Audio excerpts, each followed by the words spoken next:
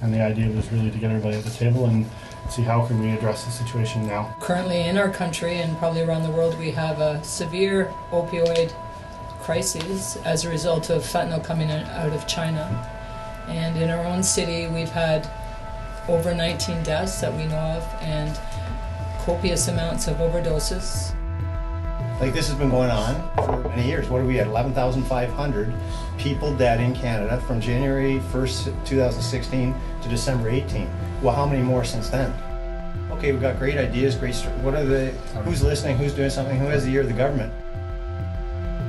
Mike Skinner hopes he will be the one to have the ear of the government come fall. It's his second time running as the Conservative candidate for Peterborough Kawartha. He lost back in 2015. But he says a lot has changed in his riding in 4 years, and this time some of the issues are personal. You know, some of the people that have had overdoses, I know. And so this is personal. And so we have a massive crisis right now. And I'm open to anything that's going to solve the problem as long as it's going to work. Skinner is hoping voters see his personal commitment to this issue and that it helps translate into a win. And if Mike Skinner wins, it could mean his party will win the election. That's because Peterborough Kawartha is a bellwether riding, which means it's an indicator of how the rest of the country might vote.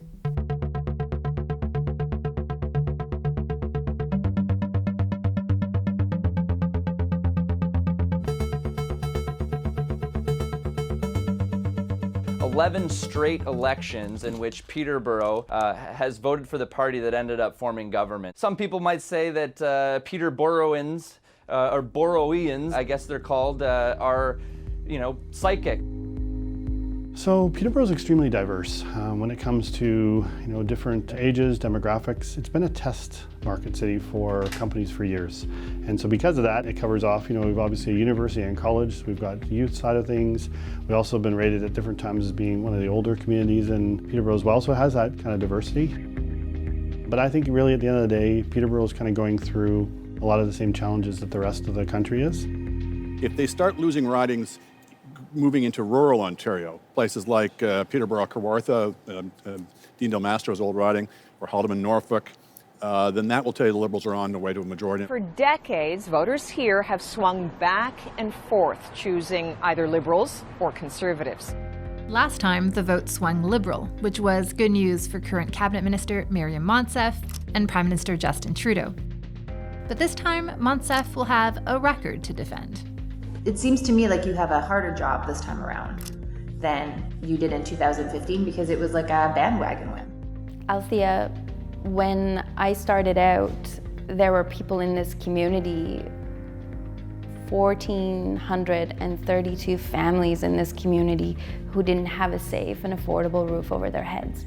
They have that now. When I started out, this community wasn't headed in the right direction. In fact, Canada's economy was stagnant. We were in a recession. And 4 years later, I do have a record, and it's a record I'm proud of. With this swing riding so key to the national picture, we wanted to see what issues matter to voters here during this election cycle. What local issues, if any, do you think might matter in this campaign? We all have our own opinions on things that are important to us. For me, it's about job creation. I think employment has continued to be probably the main issue here. I'm concerned about our local housing situation, that there's lots of people who need places to stay and there's not very many options for them. The opioid crisis, and the second one is the housing. I think definitely anyone who's going to be talking about the opioid crisis here in Peterborough is going to matter.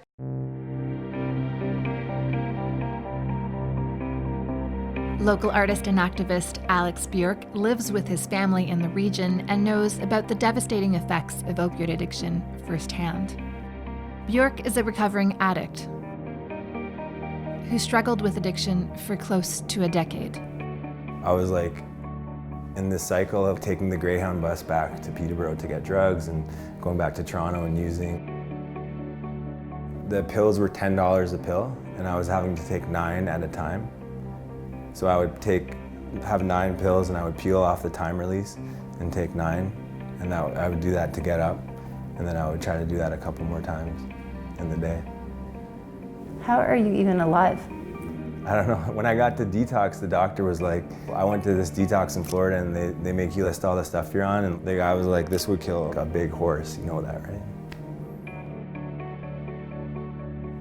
But it's not as bad as what's out there now. Calling it an opioid crisis isn't as accurate as calling it a drug poisoning crisis. Like, people's drugs are being poisoned, and then they're using at the rates that they would use other substances, but they've been poisoned with other things. So I think that's part of it. Christian Harvey is the director of Warming Room Community Ministries. He says that the increase in housing costs have created an affordable housing crisis and a lack of opportunity for people in the region. Hopelessness, he says, is part of the reason people turn to substances. And here, those substances can be fatal. Just into here.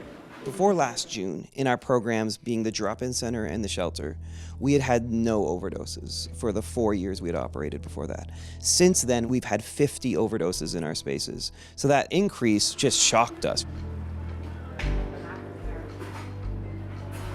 A lot of what is happening in Peterborough is happening in communities across this country.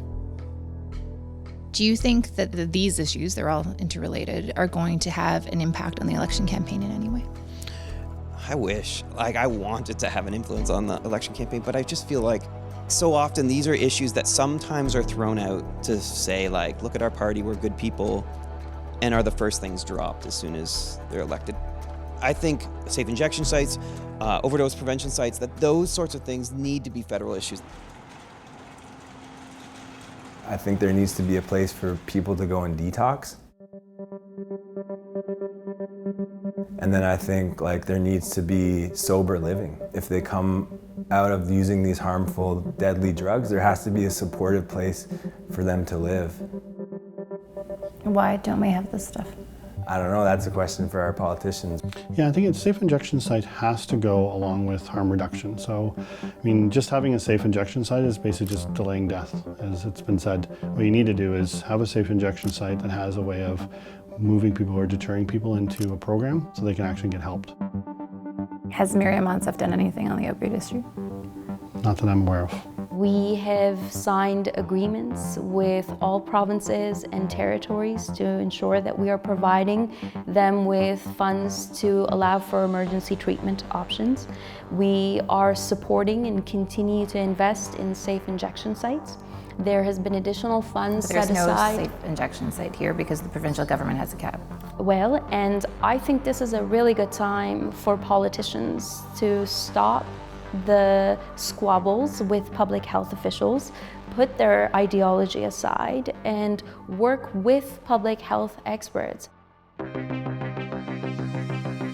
We'll have to see if this issue makes a difference at the polls, and which solutions or strategies will sway these voters. But keep your eye out on Peterborough Kawartha. It's no doubt the federal leaders will be.